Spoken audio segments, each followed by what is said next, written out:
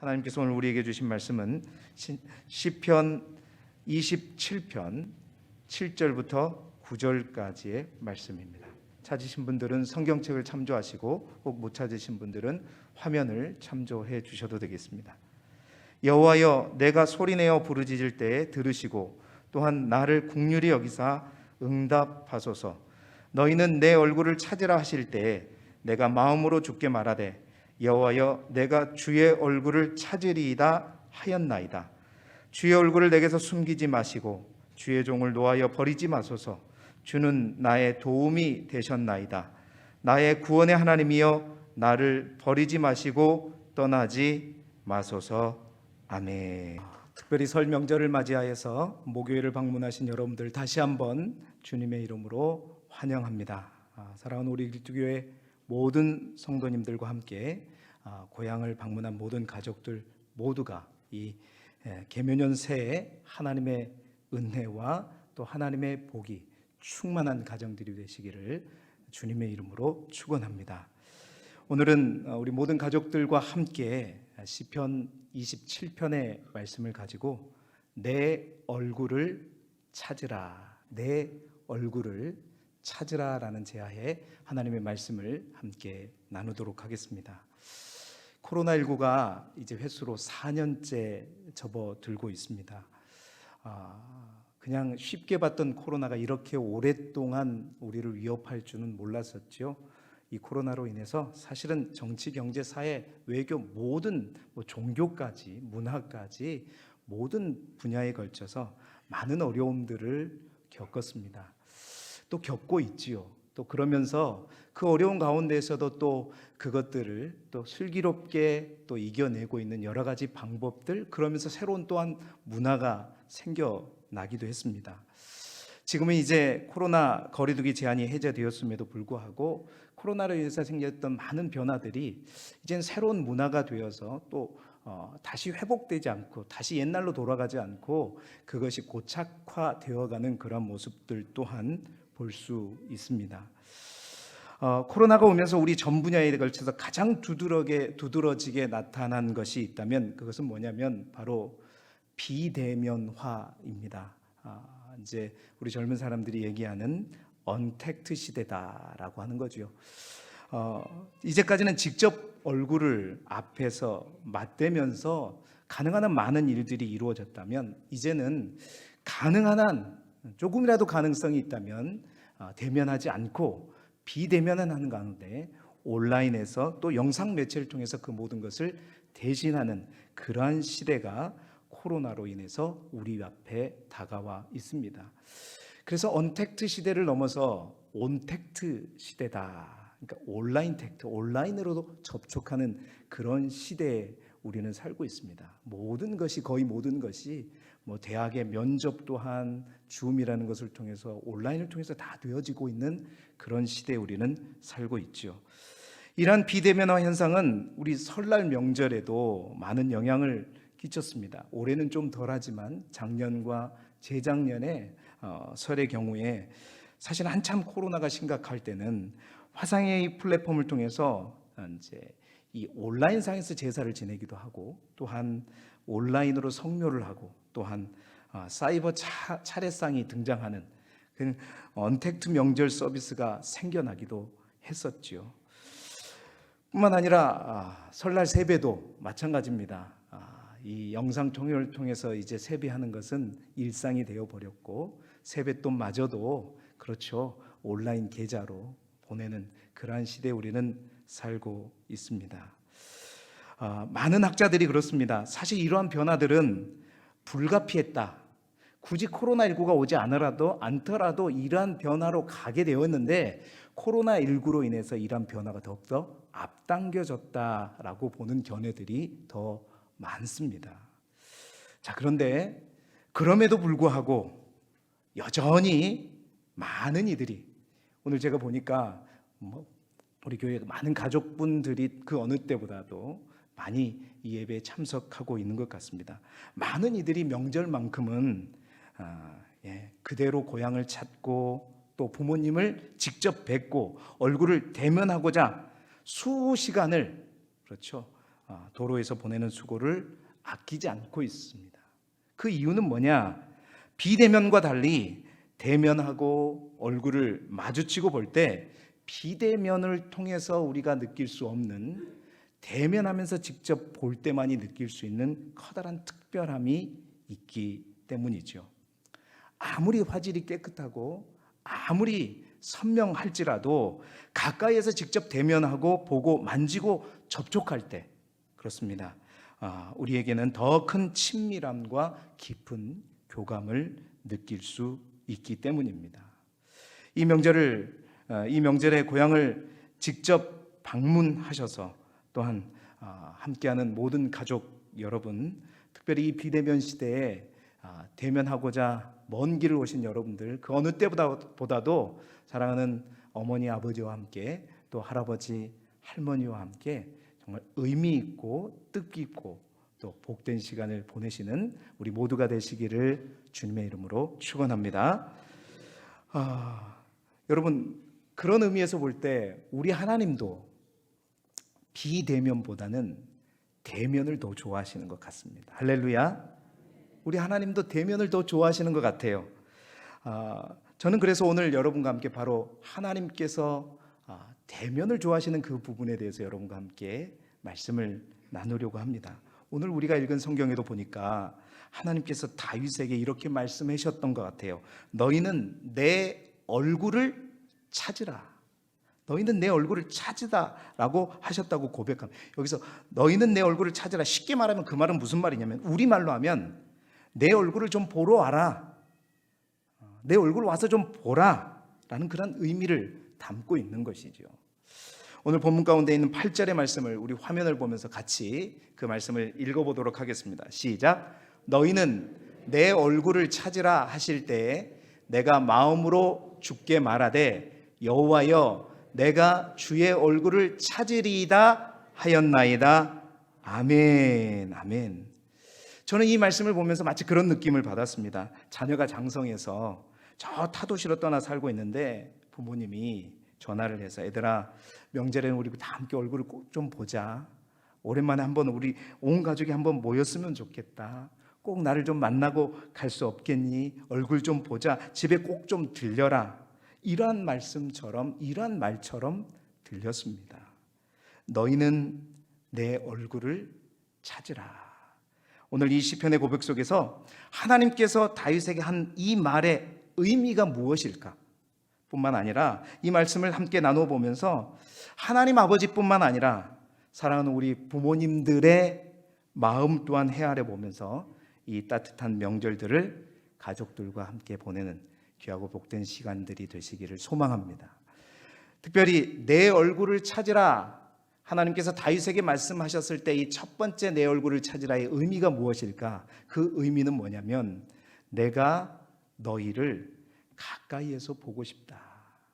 결국 하나님께서 우리가 보고 싶다라는 말이라는 거죠. 여러분, 가장 먼저 내 얼굴을 구하라는 것은 우리의 얼굴을 보고 싶으신 하나님의 마음이라는 겁니다. 시골에서 부모님이 서울에 사는 아들에게 애비야, 얼굴이나 한번 보고 가거라. 전라도 말로 그러죠. 얼굴 한번 보고 가거라 라고 전화를 했어요. 이 말은 가장 먼저는 무엇이냐면, 다른 여러 가지 의미가 있겠지만 먼저는 뭐냐면 보고 싶다는 겁니다. 본 지가 오래됐다는 거죠. 멀리 있는 것처럼 느껴진다는 것입니다. 생각나고 그립다는 것이죠. 왠지 너무 멀리 떨어져 있는 듯 느껴져서 가까이에서 너를 한번 보고 싶다는 의미입니다. 그렇습니다.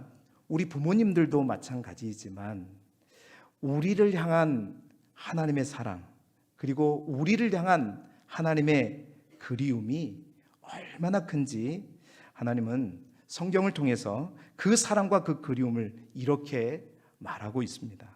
이사야 49장 15절의 말씀을 우리 함께 같이 읽어볼까요? 시작. 여인이 어찌 그 젖먹는 자식을 잊겠으며 자기 태에서 난 아들을 국률이 여기지 않겠느냐. 그들은 혹시 잊을지라도 나는 너를 잊지 아니할 것이라. 아멘. 여인이 그 젖먹는 자식을 향한 마음이 여러분 어떤 마음일까요? 여러분 우리 어머님들은 다 그 마음을 아시죠? 우리 아버님들은 또 서운하실 수 있지만 여인이 젖먹는 아이를 향한 그 마음이 어떤 마음일까? 성경에서 찾아보니 여러분 우리가 잘 아는 솔로몬의 지혜로운 재판에 창기 2명이 와서 서로 자기 아들이라고 우길 때에 솔로몬이 어떤 처단을 내렸냐면 칼을 4개로 가져와라 그랬죠. 칼을 4개로 가져와서 그래서 산 아이를 둘 다 자기 아들이라고 하니까 어떻게 해요? 칼로 베어가지고 반은 이 여자에게 반은 또 이 여자에게 주라고 그렇게 판결을 내리려고 할 때에 정말 그때 진짜 엄마가 나서서 말했잖아요. 뭐라고 말했죠? 열왕기상 3장 26절 상반절에 이렇게 기록하고 있습니다. 그 산 아들의 어머니 되는 여자가 그 아들을 위하여 마음이 무엇 같다고요? 불붙는 것 같아서 왕에게 아뢰었다.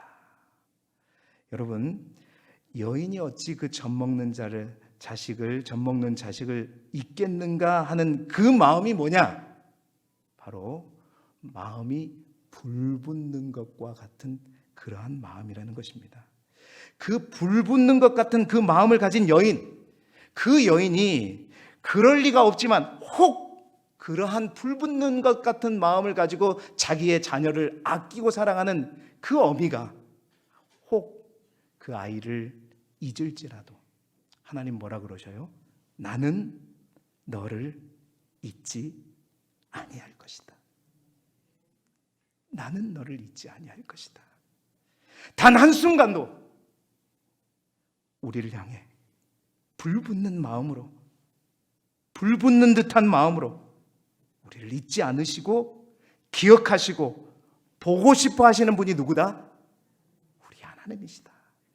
우리 하나님이시다. 사랑하는 성도 여러분, 우리 하나님은 항상 우리를 더 가까이에서 품으시면서 안으시기를 원하시고 지금도 항상 기다리시는 분이 누구다면 바로 우리 하나님이십니다. 우리가 잘 아는 누가복음 15장에 있는 탕자의 비유를 우리는 잘 알고 있습니다. 자기 분깃을 가지고 자기 마음대로 살려고 아버지의 품을 떠나 작은 아들, 그 탕자 작은 아들 이야기를 우리는 잘 알고 있지요. 아버지를 떠나 먼 나라에 가서 허랑방탕하며 살면서 그 재산을 다 낭비해버리고 이제 거지 신서가 돼서 급기야 내가 아버지께로 돌아가야 되겠다 하고 결심하고 그 아버지께로 돌아갔을 때의 장면을 우리 기억해 보십시다. 특이한 것은 그 아들이 아버지 내가 언제 돌아가겠습니다. 언제 몇 시에 집으로 가겠습니다 라고 통보하지 않고 말하지 않았음에도 불구하고 그 누가복음 15장에 보면 우리가 확인할 수 있는 것은 그 아버지가 아들을 먼저 발견했다는 겁니다. 그것도 이 마을 앞구 마을에 도착하기도 전에 저 동구 밖에서 오는 아들의 모습을 먼저 바라보고 그 아들을 향해 달려가서 그 아들을 맞이했다는 사실입니다. 여러분 그것은 무슨 말이냐? 그 아버지의 마음이 바로 불붙는 듯한 마음입니다. 그 마음으로 비록 자신의 마음대로 자신이 가진 분깃을 통해서 자기 마음대로 한다고 떠나갔지만 그 아들이 오늘은 돌아올까? 내일은 돌아올까? 아버지는 날마다 기다린 것입니다. 날마다 저 먼 곳을 바라보고 계신 것입니다. 그래서 먼저 발견한 거죠. 그래서 마을에 가까이 들어오기도 전에 저 멀리에 있는 실루엣을 보고 아, 내 아들이구나 해서 달려간 것입니다. 늘 저 멀리의 아들의 모습을 그리면서 기다리는 아버지의 마음, 내 얼굴을 구하라. 하나님을 멀리 떠난 작은 아들과 같은 우리에게는 이 말은 무슨 말이냐? 어서 속히 돌아오라는 말입니다. 내가 너를 기다리고 있다. 내가 단 한 번도 너를 잊은 적이 없다. 내가 너를 너무나도 보고 싶다. 말씀하시는 하나님의 말씀입니다. 사랑하는 성도 여러분, 혹시 이 가운데 신앙생활을 하면서 내가 하나님으로부터 저 멀리 떨어져 있다면 오늘 이 내 얼굴을 찾으라는 이 말씀이, 하나님께서 우리를 보고 싶어 하시는 이 말씀이 나를 향한, 우리를 향한 주님의 음성으로 들려지기를 소망합니다. 속히 돌아오라. 오늘도 내가 너를 기다리고 있다.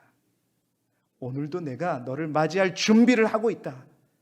주님은 그러고 계십니다. 뿐만 아닙니다. 아버지의 곁을 떠나지 않았지만 온전히 아버지의 곁에 늘 있으면서도, 그 큰아들 아시죠? 늘 있었지만 그 아버지의 사랑을 온전히 누리지 못하고 아버지의 아들로서의 권세를 온전히 누리지 못한 그 큰아들에게 내 얼굴을 구하라, 찾으라, 이 말은 아버지와 아들로서의 관계에 만족하지 말고 더 아들의 권세를 누리며 내 안에 온전히 더 들어오라고 하는 주님의 음성인 것이죠. 사랑하는 성도 여러분, 그렇습니다. 내 얼굴을 구하라는 말의 첫 번째 의미는 뭐냐면 바로 우리의 행함을 통해, 우리를 통해서 하나님의 그 필요를 채우라는 겁니다. 우리를 너무나도 보고 싶어 하시는 하나님, 우리를 더 깊이 만나고 싶어 하시는 그 하나님, 그 하나님을 향해 더 가까이 나아가라는 것이죠. 특별히 몇 시간의 귀향길, 그 시간을 내주고 고향을 찾아오신 우리 모든 가족 여러분, 어쩌면 여러분 목숨을 걸고 이 자리에 온 거예요. 어제 갑자기 왜 그러냐면 뜻밖의 소식을 들었습니다. 저희 여동생네가 아이들이 4명이거든요. 그래서 6가족입니다. 카니발 타고 다니는데 여수 다 와가지고 교통사고가 났어요. 그래서 명절에 6명이 지금 다 병원에 입원해 있습니다. 어떻게 보면 그런 어떤 모든 것들, 목숨을 걸고서라도 오는, 여러분, 정말 여러분의 발걸음이 여러분의 부모님의 마음을 흡족하게 채워줄 것입니다. 정말 의미 있는 발걸음을 하셨고, 여러분의 그 발걸음을 통해서 누구보다도 여러분의 아버지와 어머니 그리고 할아버지 할머니가 흡족해 하실 거예요. 우리 하나님도 마찬가지입니다. 우리가 하나님 앞에 더욱더 가까이 나아가고 하나님 앞에 온전히 나아갈 때 우리 하나님은 흡족해 하시고 그것을 원하셔서 나의 얼굴을 찾으라 말씀하시는 거죠. 이 설 명절에 전 간절히 바라옵기는 우리가 부모님의 집을 향해 먼 길을 와서 수고를 아끼지 않고 돌아왔을 뿐만 아니라 여러분, 하나님의 품에도 온전히 귀향하시는 저와 여러분이 되시기를 주님의 이름으로 축원합니다. 여러분의 부모님보다 하나님이 더 기다리고 계십니다. 그 하나님께 나아가 하나님과 더불어 여러분의 가족과 모두 함께 즐거운 명절을 보내시기를 축복합니다. 두 번째로 내 얼굴을 찾으라는 말의 의미는 무엇일까요? 그것은 내가 항상 도움을 주려고 기다리고 있다라는 말의 의미입니다. 그러니까 내가 너에게 줄 게 있다는 거예요. 여러분 공감하시죠? 여러분의 부모님이 한번 들려라, 얼굴 한번 보고 잡다, 그러면 뭐예요? 보고 싶은 것뿐만 아니라 뭔가 줄 게 있어서 오라는 거죠. 그냥 오라고 하지 않습니다. 와서 내 얼굴을 보라, 내가 너에게 줄 것이 있다는 것이죠. 오늘 이 시편을 기록할 당시 다윗은 굉장히 어려운 상황에 처해 있음을 우리는 알 수 있습니다. 우리가 읽지는 않았지만 시편 27편 2절에 보게 되면 성경이 이렇게 기록하고 있어요. 악인들이 내 살을 먹으려고 내게 왔다. 그러니까 다윗의 지금 상황이 굉장히 어려운 상황이라는 거예요. 힘든 상황이에요. 이어지는 3절에도 군대가 나를 대적하여 진치고 있다. 그리고 전쟁이 일어나 나를 치려하고 있다. 굉장히 어려운 상황 가운데 다윗이 현재 있다는 거예요. 그러한 상황 속에서 다윗은 뭐하고 있느냐? 하나님 앞에 나가 간절히 기도하는 것이었습니다. 그 다윗의 간절한 기도가 오늘 우리가 읽었던 7절의 말씀이에요. 우리 7절의 말씀 같이 다시 한번 읽어보겠습니다. 시작. 여호와여, 내가 소리내어 부르짖을 때에 들으시고 또한 나를 긍휼히 여기사 응답하소서. 힘들고 어려울 때 다윗이 하나님 앞에 간절히 기도할 때 바로 그때에 하나님께서 뭐라고 말씀하셨냐면 너희는 내 얼굴을 찾으라 말씀하신 거예요. 여러분, 이 말씀은 내가 너희를 위해 도와야 할 모든 것을 준비하고 있다. 나를 찾으라, 나를 구하라, 나를 만나라. 이 말씀을 하시고 있는 거예요. 제가 이 비유를요, 항상 설날에는 직접적으로 이 비유를 해본 적이 없어요. 그런데 오늘 제대로 이제 설날 때, 딱 이 명절 때 이 비유를 제대로 한번 해보기를 원합니다. 그 비유가 뭐냐면, 오늘 우리 많은 가족들이 있고 또 손주들이 있어요. 우리 할아버지 할머니들이 여러분 오시기 전에 꼭 갔던 곳이 있습니다. 어딘지 아시죠? 은행에 나가가지고 빳빳한 신권으로. 여러분, 할아버지 할머니들은 왜 그렇게 우리 보고 세배를 그렇게 하라고 그러는 건지, 여러분 왜 그렇게 세배를 하라고 하실까요? 그 세배 한번 받아보는 게 뭐 특별하고 좋아서가 아니에요. 솔직히 말하면요, 그 할아버지 할머니들이 이 주머니에 뭘 준비하고 있어요? 지금 돈을 준비하고 있어요. 세뱃돈을 준비했단 말이에요.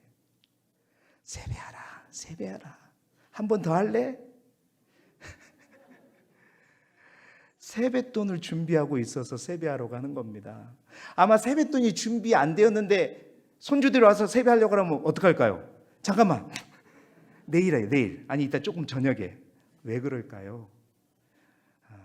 세뱃돈을 주려고 하는 것입니다. 여러분, 너희는 내 얼굴을 찾으라. 이 말은 뭐냐면, 힘들고 어려운 이때 다른 곳을 바라보지 말고 나를 바라보라. 나에게 부르짖으라. 나를 간구하며 기도하라. 왜냐? 이 힘들고 어려운 이 시기에 내가 너희에게 도움을 주기 위해서 모든 걸 다 준비해 놨다는 거예요. 이미 준비해 놓으셨어요. 여러분, 그래서 우리 예수님도 말씀하셨죠. 구하라, 그리하면 너희에게 주실 것이요. 마태복음 7장 7절 말씀, 우리 한번 읽어볼까요? 시작. 구하라, 그리하면 너희에게 주실 것이요. 찾으라, 그리하면 찾아낼 것이요. 문을 두드리라, 그리하면 너희에게 열릴 것이다. 여러분, 주님께서 구하라, 찾으라, 문을 두드리라 하실 때 우리가 구하는 게 먼저인가? 아니면 주님께서 주실 것을 먼저 준비하고 계시는 게 먼저일까요? 보물찾기 다 해보셨잖아요. 어렸을 때.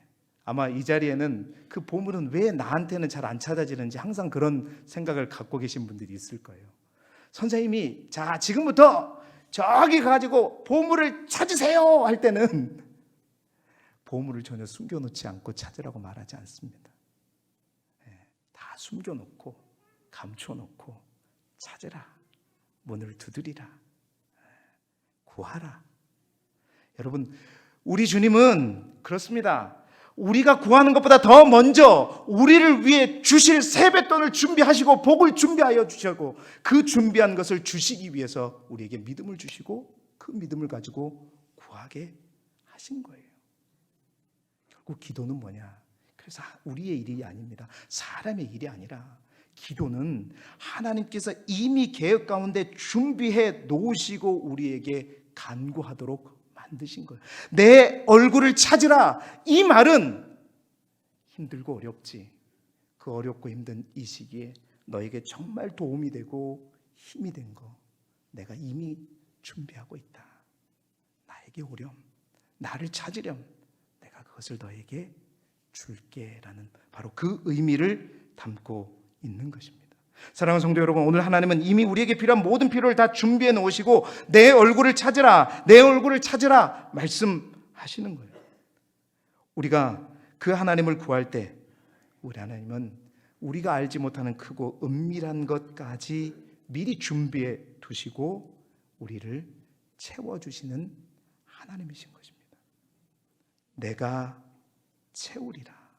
내가 채우리라.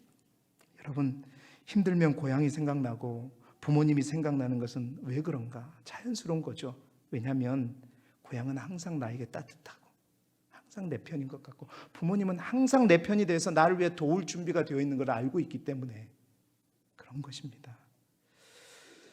여러분, 어렵고 힘든 가운데 혹 나의 수많은 대적들이 나를 향해 진치고 있는 그런 상황 가운데 여러분 혹 계십니까? 코로나19로 인해서 여러 가지 어려움과 난관과 힘든 가운데 계십니까? 오늘 여러분을 향해서 하나님 말씀하십니다. 내 얼굴을 찾으라. 아무것도 준비하지 않고 말씀하시는 것이 아니라 진정으로 우리에게 도움이 될 것들, 꼭 필요한 것들, 아니 우리가 제대로 알지 못한 은밀한 것까지 준비하고 계시고 우리 주님은 얼굴을 찾으라고 말씀하십니다. 오늘 이 말씀이 나를 향한 하나님의 말씀으로 믿어지신다면 여러분 하나님의 얼굴을 찾으십시오. 간절히 구하십시오. 부르짖으십시오. 하나님을 갈망하십시오. 주님께서 우리가 생각하지 못한 것까지도 채워 주실 것입니다. 그 주님의 채우심으로 말미암아 이번 가족들과 보내는 이 명절이 더 풍성한 명절이 되시기를 그리스도 예수 이름으로 축원합니다. 마지막 세 번째로 내 얼굴을 찾으란 말의 세 번째 의미는 뭘까?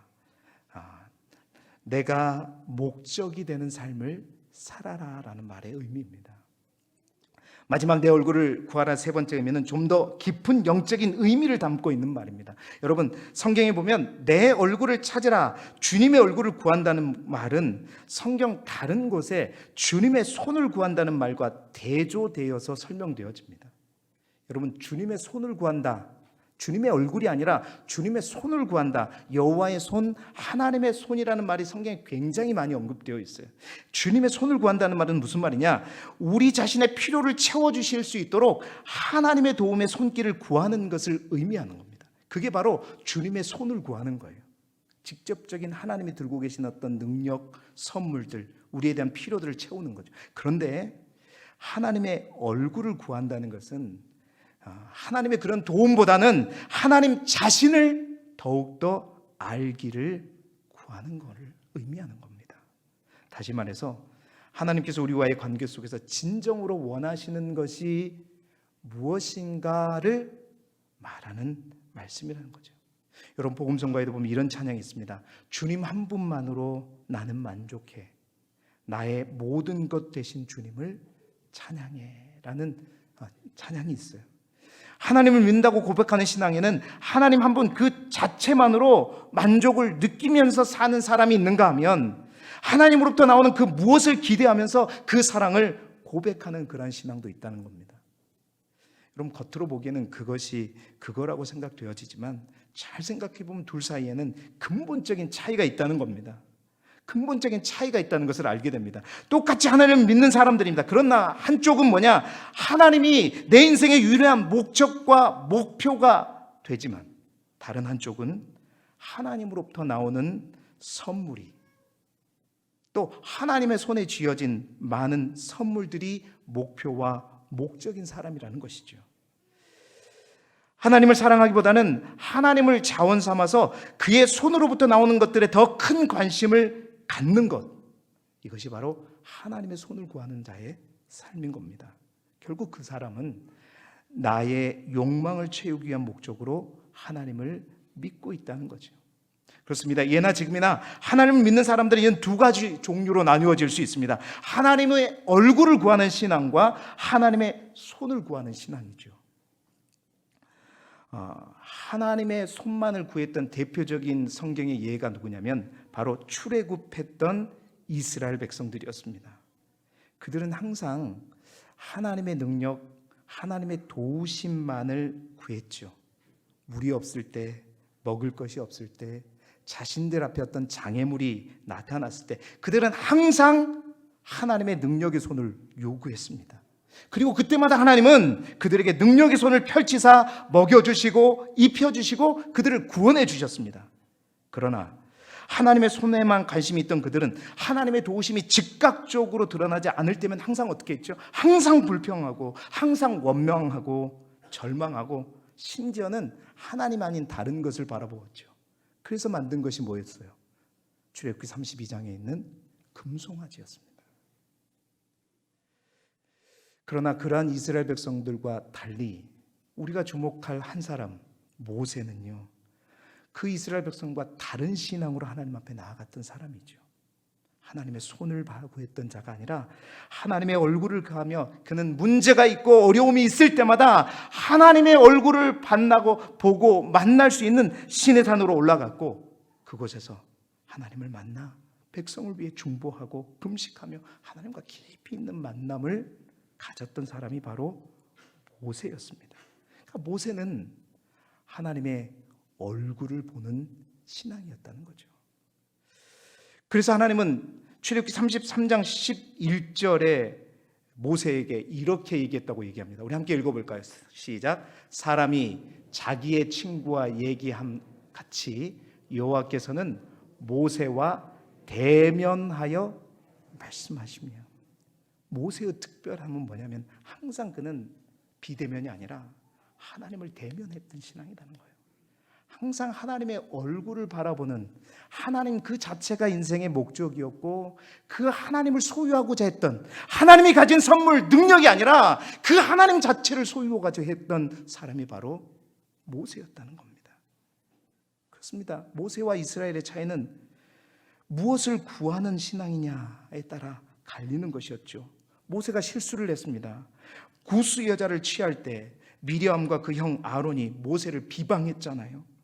모세를 비방할 때 하나님께서 그 비방의 소리를 들으시고 미리암과 아론에게 뭐라고 말씀하셨어요? 나의 모세는 다르다. 나의 모세는 너희와 다르다 하시면서 민수기 12장 8절에 이 말씀 우리가 꼭 다시 같이 한번 읽어봐야 됩니다. 읽어봅시다. 시작. 그와는 내가 대면하여 명백히 말하고 은밀한 말로 하지 아니하였으며 그는 또 여호와의 형상을 보거늘 너희가 어찌하여 내 종 모세 비방하기를 두려워하지 아니하느냐. 아멘. 사랑하는 성도 여러분, 모세는요 항상 하나님을 대면했던 사람이고, 오늘 하나님 말씀에 그가 너희와 근본적으로 다른 것은 뭐냐? 그는 항상 여호와의 형상을 보는 자였다. 나의 얼굴을 찾는 자였다. 나를 찾는 자였고 나를 붙드는 자이지, 내가 너희에게 주고자 하는 능력과 손을 붙잡는 자가 아니었다는 말입니다. 사랑하는 성도 여러분, 하나님의 얼굴을 구하는 인생은 우리 하나님께서 책임지신 줄 믿습니다. 모세의 모든 비방에도 불구하고 하나님께서 방패막이 되어주시는 겁니다. 하나님께서 막아주시고 지켜주시고 보호해 주시는 것입니다. 우리는 그걸 몰라요. 제가 여러분에게 가끔씩 물어보잖아요. 돈 1억을 가질래요? 돈 찍는 기계를 가지실래요? 뭘 가지시겠습니까, 여러분? 그깟 1억을 가지시겠냐 이 말이에요. 돈 찍는 기계를 가지셔야죠. 그럼 필요할 때마다 다 가지실 수 있는데 우리가 무엇을 찾느냐, 무엇이 인생의 목적이 되느냐, 오늘 말씀은 우리에게 분명히 말하고 있습니다. 그래서 예수님도 산상수훈에서 이렇게 말씀하셨죠. 그런즉 너희는 먼저 그의 나라와 그의 의를 구하라. 그 다음에 읽어볼까요? 그리하면 이 모든 것을 너희에게 더하시리라. 아멘. 하나님의 손이 먼저가 아니라 하나님의 얼굴이 먼저가 될 때, 그리하면 이 모든 것을 너희에게 더하시리라. 아멘. 저와 여러분에게 우리 하나님이 진정한 인생의 목적이 되셔서 그 하나님을 온전히 소유하는 여러분의 것으로 만드시는 저와 여러분이 되시기를, 여러분의 모든 가족들이 되시기를 주님의 이름으로 축원합니다. 이제 말씀을 마무리하면, 사랑하는 여러분, 너희는 내 얼굴을 구하라. 이 하나님의 말씀 속에는요 동일하게 자녀들을 향한, 우리 손주들을 향한, 손녀들을 향한 부모님의 마음 또한 함께 있습니다. 명절을 맞아 부모님의 마음뿐만 아니라 하나님의 마음을 깊이 아는 저와 여러분이 되시기를 소망합니다. 하나님도 우리 부모님들도 그래요. 항상 우리를 가까이서 보고 싶어 하십니다. 뿐만 아니라 항상 우리에게 뭔가 도움이 되어 주시기 위해서 준비하고 계시고 가까이 하기를 원하시고 계시고, 또한 하나님도 우리 부모님들도 그냥 한낱 도움이 목적이 아니라 친밀한 관계예요. 더 그 아버지, 부모님 그 자체가 목적이 되어서 함께 하기를 원하십니다. 오늘도 여러분의 부모님과 더불어 온 가족이 하나님 안에서 그 풍성함을 누리는 복된 이 설 명절이 되시기를 그리스도 예수 이름으로 축원합니다.